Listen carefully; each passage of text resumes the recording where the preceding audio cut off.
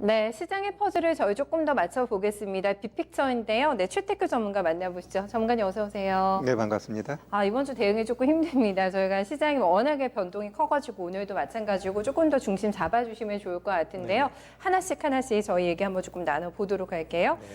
먼저 이번 주 시장의 히어로는 삼성중공업 우선주가 아닐까요? 전문가님?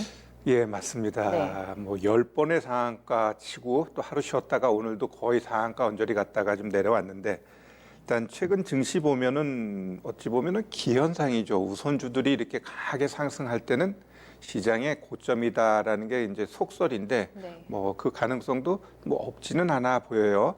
일단 우선주라고 하면 결국 주총 의결권이 없습니다. 대신 이제 배당에 있어서 보통주 대비 먼저 주기 때문에 그러한 부분을 우리가 이제 우선주라고 하는데 제가 오늘 그 기사 나왔던 차트 하나 좀 보여드리고 싶은데 좀 보여지나요? 네, 차트 자료가 준비해 준 게 이번 달 주가 급등한 우선주들. 네, 아니 보면 이제 폭탄 그려져 있고 예. 저 나와 있죠. 네, 저거 보시면 아시겠지만은 많은 우선주들이 엄청나게 급등을 했습니다. 뭐 삼성중공업 우선주 같은 경우는 오늘까지 치면 거의 뭐 한 15배 정도 막 그렇게 올라가고 본주하고 괴리가 너무 벌어졌어요. 그렇죠, 그렇죠. 예. 자, 그럼 우리가 이제 여기서 짚어봐야 될 부분이 하나 있는데, 네. 자, 삼성중공업 우선주가 발행 주식 수가 몇 주인지 아세요? 11만 4천 주밖에 안 돼요. 아하. 그거를 그러면 올 초에 한 5만 4,500원인데 네. 곱해버리면 한 63억이면은 이 주를 다 살 수 있는 거예요. 결국은 제가 봤을 때는 그 카타르 LNG 수주 이 소식은 이제 세력들이 알고 제가 봤을 때 이 정도 63억이면 세력 한 명이면 작업 되거든요. 굉장히 적은 금액과 거래량으로도 이렇게 큰 시세를 만들어낼 수 그렇죠. 있는 게 결국은 우선주. 그들이 다 잡고 있는 거죠. 그렇군요. 다 잡고 네. 있고 결국은 거래되는 것도 자기들이 지금 매매하면서 끌어올렸어요. 그럼 우리 시청자 여러분들은 이러한 종목 관심 가지면 안 돼요. 크게 다칠 수 있고요. 결국 이게 이런 종목들은 자기가 매매하면서 끌고 올리고 내고 하기 때문에 스스로 당할 수가 있습니다. 우리 대부분의 투자자들이 이 종목에 관심 안 가지면 이 종목 결국 그 한 사람이 그걸 갖고 있는 거예요. 거래가 없어. 그러면 그냥 호가만 95만 원이지 그걸 사는 사람이 없기 때문에 결국 자기가 물려버리게 됩니다. 네. 그럼 나중에는 결국 이게 점한가 가면서 가격이 되돌림이 나오기 때문에 그러한 부분 유념하면서 우선주들은 우리가 대응해야 되지 않나 이렇게 좀 말씀드리겠습니다. 그러네요. 그 폭탄이 이제 돌고 돌다가 내가 사면 터질 수가 있는 거니까, 그렇죠. 네, 거기에 대한 좀 경고성 멘트를 주신 것 같은데, 그렇다면은 어떤 우선주든지 차치하고 다 나와야 됩니까? 우선주는 지금 다 이제 나와야 되거나 접근 금지 딱 요 타이밍이라고. 당연하죠. 우선주들은 평소 거래가 작은 거는 10여 주, 몇백 주밖에 안 돼요. 네. 많아야 몇천 주기 때문에 관련된 종목군들은 제가 봤을 때는 접근 안 하는 게 가장 합리적이다 이렇게 말씀드리겠습니다. 네, 그리고 너무나 당연한 현답이신 그렇죠. 것 그리고 같고. 보통주하고 괴리가 크면 클수록 되돌림은 나오게 돼 있거든요. 네. 그러니까 우리 주식격언에 산이 높으면은 골이 깊다고 했습니다.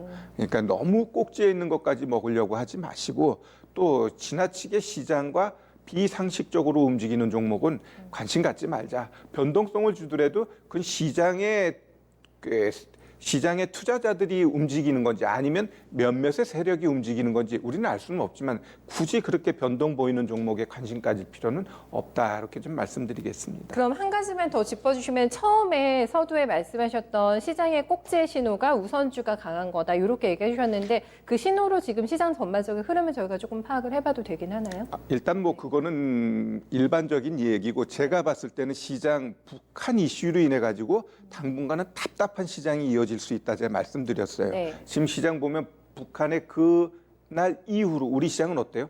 장중에 변동성 주면서 그렇다고 크게 하락하지도 않고 그리고 또 올라가지도 못해요. 그러면은 만약에 글로벌 증시가 계속해서 올라가더라도 우리 시장은 상대적으로 고립되고 횡보하는 장세가 이어질 수밖에 없어요. 오늘 뭐 네. 그 경협주들 올라가는데 왜 올라갔는 줄 아세요? 일단 차트 흐름상 눌린 구간에 있었어요. 인디에프 같은 경우도 보시면은 딱 뭉쳤다가 3일 만에 오늘 급등 나오거든요. 네. 그러면 걔 왜 올라갔느냐? 지금 북한이 추가적인 도발이 나와야 되는데 안 나와. 그러다 보니까 한번 세력들이 끌어올린 거지. 만약에 주말에 또 북한에서 뭔가 물리적인 행사를 하게 되면 오늘 올라갔던 거 다 되돌림 나오게 돼 있어요. 그래서 네. 경협주 이러한 대북 관련된 종목은 수익 줄 때 차익하고 지나치게 끌고 갈 수 있는 상황은 절대 아니다. 북한은 어쨌거나 저쨌거나 뭔가 실질적인 제스처가 나와줘야지 지금의 격앙된 분위기가 수면 아래로 내려가는 거지. 만약에 지속적으로 우리 정부는 잘하려고 하는데 미국에서 네. 대답이 없다. 그러면 북한은 추가적인 도발 나오게 돼 있습니다. 알겠습니다. 결론적으로 일단 오면은 시장의 꼭지라서 우선주가 올라가는 거는 아니고 북한 이슈도 있고 워낙에 지금 혼잡한 상황이기 때문에 대안으로서 선택한 것일 뿐이다. 여기까지만 일단 저희가 해석을 하고요. 네, 우선주 급등 보겠습니다. 두 번째는 데이터 댐이라는 단어가 나왔어요. 네, 문재인 대통령이 어제 또 더 좀 비중 갔다고 해서 전 주가 되게 많이 오를 줄 알았는데 그런 거는 아닌 상황이고 계속해서 이런 정책적인 드라이브를 걸고 있는 구간 여기에서 저희가 좀 집중해야 될 포인트들이 분명히 있을 것 같습니다. 변호사님. 네, 일단 우리 정부도 경제 활성화 그다음에 일자리 창출을 위해서 지속적으로 시장에 던지고는 있어요. 지금 이번 같은 경우는 이전에 그 루즈벨트 전 대통령이 대공황 때 막대한 인프라 투자를 통해 가지고 극복한 그 사례를 결국 여기서는 이제 그 당시에 이제 후보댐이라고 하는데 네. 우리는 이제 뭐 디지털 댐이라는 단어를 네. 사용했습니다. 자, 그럼 우리가 중요한 건 이런 단어를 사용하는 게 중요한 게 아니에요. 얼마나 정부가 규제 개혁을 완화하고 적극적으로 투자를 실행함으로 인해 가지고 일자리가 창출되는 거지 말로만 탁상 행정으로 이루어지는 건 아닙니다. 따라서 향후에도 마찬가지예요. 결국 오늘 뭐 디지털 댐 얘기 나왔는데 더좀 비전 못 올라가는 이유는 일단은 많이 올라왔어요. 코로나 이후로 가장 상대적으로 수혜받은 섹터가 또 더좀 비전이다 보니까 그렇죠. 그 종목이 네. 좀 올라간 부분이 있고요. 결국은 지금 이 디지털 댐에 대해서 이제 정부가 추진하겠다 했으니까 그건 향후 봐야 될 것 같고 그러면 거기서 우리가 종목을 하나 찾는다면 어떤 종목이 좋을까? 저도 한번 오늘 좀 고민하고 갖고 나왔는데 네, 있으세요? 네, 삼성 SDS입니다. 아, SDS. 예, 일단 삼성 SDS는 뭐 앞에 삼성자가 붙었으니까 대주주는 삼성전자가 될 것 같고요. 주로 하는 일 보면 이제 결국 IT입니다. 첨단 서비스 관련돼 가지고 이제는 물류 쪽 BOP 서비스인데 이거 BOP가 뭐냐면 이제 비즈니스 프로세스 아웃소싱이라고 그래가지고 이제 첨단화된 물류 서비스를 하는 그러한 기업이고 그 외에도 뭐 보안 솔루션, 크라우딩 여러 가지를 하고 있습니다. 그러니까 IT 관련돼서 삼성 거 하는 일은 삼성 SDS가 다 한다고 보시면 될 것 같고요. 차트 흐름 보면서 우리가 한번 좀 볼까요? 일단 그 SDS 같은 경우도 저점 만들고 쭉 3월달 이후 쭉 올라왔어요.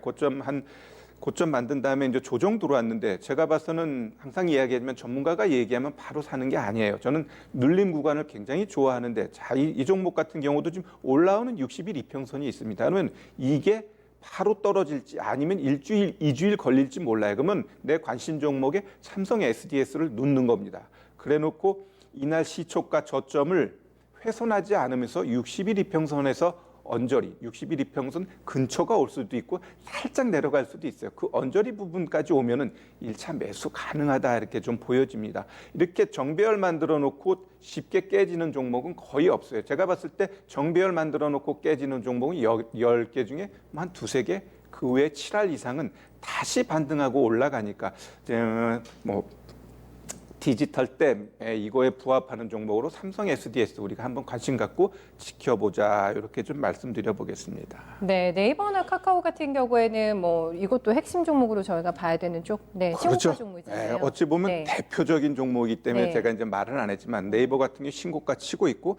카카오 같은 경우 지금 눌린 구간 주고 있습니다. 한번 카카오 차트도 한번 좀 볼까요? 카카오 보면 수급은 계속 좋더라고요. 카카오가. 네. 야, 자, 카카오 보시면 지금 20일 이평선 지지해주고 있어요. 지지해주고 있기 때문에 이 카카오 역시 신고가 치고 가는 데는 전혀 무리가 없다 이렇게 보여지고 이 종목 나 사고 싶어 그렇다고 하면 결국 20일 이평선 오늘 조정 들어오죠?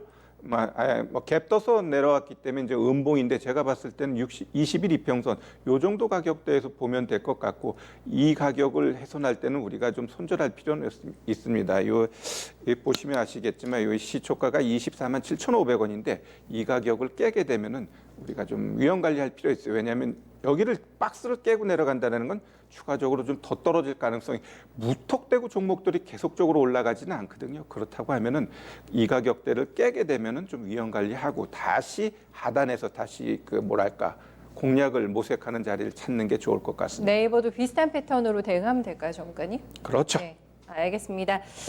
디지털 뉴딜은 어제 오늘 얘기가 아닙니다. 네, 문재인 대통령이 더존 비전을 방문하게 되면서 이제 디지털 뉴딜의 핵심이 DNA다. 그러니까 뭐 데이터나 네트워크, AI 이쪽이 될 것 같은데 꾸준하게 정책에 대한 수혜를 받을 수 있는 쪽은 지켜보시면서 대응해 보셔야 될 것 같고요. 3대장 꼽아주셨는데요. 네, 대형주 쪽에서는 안정적인 매매까지도 가능하지 않을까 이렇게 좀 정리될 것 같습니다. 다음은 역시나 좀 시끄러운 이슈가 될 것 같은데 한일 간에 지금 갈등이 장기전으로 갈 것 같아요. 네, 무역 갈등 재판이 본격화되고 있는데 여기서 올라오고 있는 테마주단의 움직임, 네, 그리고 소부장 이번 주에 수급이 굉장히 강했잖아요. 네, 이쪽도 다시 보게 되고 이런 흐름이거든요. 네, 뭐 이 부분에 있어서는 우리 2주 전에 한번 또 얘기했던 것 같아요. 네. 네, 일본 같은 경우는 총리, 부총리가 아주 우리로 말하면 진상이죠. 네, 그러다 보니까 네. 그들 입장에서도 양보할 수 없는 민감한 문제이고 우리 정부 역시 그 부분에 있어서 양보할 수 없다 보니까 평행선을 그릴 수밖에 없고 이 부분에 있어서 해결을 미국이 해줘야 되는데 트럼프는 지금 정신이 없고. 자기 코가 네. 석자이기 때문에 이거에 대해 자기가 편할 때도 별로 관심 없었는데 현 시점에 대해서 이거를 중재를 한다? 그건 불가능해 보이고 결국 WTO까지 가면서 이 문제는 좀 극단으로 갈 것 같아요.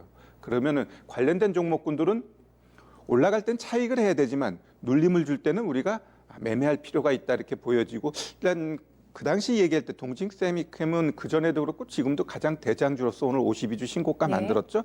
그러면서 후단으로 저는 이제 후성을 보자 이렇게 말씀드렸습니다. 후성이요. 네. 네. 자, 후성도 보시면 아시겠지만 차트가 예쁘게 21일 평선 착 튀고 올라갔습니다. 그러면은 1차적으로 이제 9,000원은 충분히 올라갈 수 있고요. 조금 더 강하게 가게 되면 이전 고점 9,700원까지도 우리 이 종목 목표가 보고 갈 수 있다 이렇게 보여집니다. 자, 이 종목도 보시면 아시겠지만 이 61편선까지 눌림이 안 나왔어요. 그래놓고 양봉 나오면서 가기 때문에 이 종목은 제가 봤을 땐 추가적인 조정보다는 만약에 힘이 없다면 횡보는 하겠지만 더 떨어질 가능성은 없고 그러면은 1차적으로 9,000원 정도 목표가 보고 2차는 9,700원 보면 될 것 같습니다. 그 다음에 이제 애국 테마주 오늘 이제 모나비가 이제 급등을 했어요.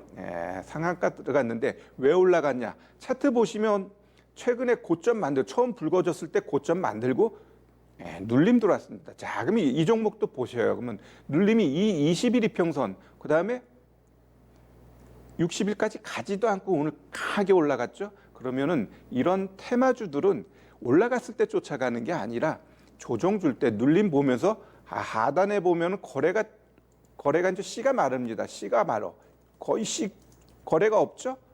그러면서 이런 종목이 올라가니까 자, 모나미 같은 경우도 이제 오늘 추가적으로 올라갔고 상한가에 그럼 상한가 안 풀리면 내일 갭 뜨면서 결국 이전 고점 한번 만든 다음에 주르륵 내려올 겁니다. 그러면 또 1, 2주 기다리게 되면은 네. 다시 부각돼요.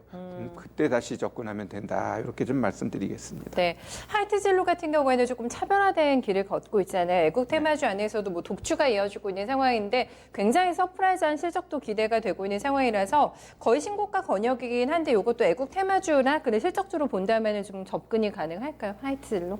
네. 네, 일단 뭐 그동안에는 일본산 맥주를 엄청나게 먹었잖아요. 네. 그러다가 그 이슈 이후 이제 일본산 맥주가 이제 시장에서 사그라들면서 이제 하이트진로가 이제 부각되는 부분이 있는데 굳이 뭐 일본 맥주를 이런 분위기 그렇죠, 때문에 그렇죠. 입맛도 빠르게 바뀌더라고요. 그리고 또 맥주들도 네. 다각화되면서 좀 맞아요. 맛들이 좋아진다 그러더라고요. 저는 이제 술 담배를 안 하기 때문에 맛은 잘 모르겠어요. 근데 일단 차트 흐름만 보더라도 지금 흐름은 참 예뻐요. 지금 5일선을 안 깨고 가고 있잖아요. 5일선을 안 깨고 가고 있기 때문에 일단 5일선 깨기 전까지는 홀딩이다. 그러면서 신고가를 바라보면 될 것 같고 만약에 5일선 깨게 되면 너무 급하게 접근하지 마시고 제가 봤을 때 21 이평선까지 눌리는 기간을 보자. 우리가 눌릴 때는 바로 안 눌려요. 짧게는 1, 2주, 길게는 한 달까지도 갈 수 있기 때문에 너무 서둘러서 매매하지 말자 이렇게 좀 말씀드리겠습니다. 네, 그 부분 저희 주의하겠습니다. 그러면 저희 큰 그림을 좀 그려주세요. 어떻게 할까요? 네, 일단 오늘 빅피처는 제가 말씀드렸죠. 네. 지금 시장이 북한 이슈로 인해 가지고 시장 가지 못합니다.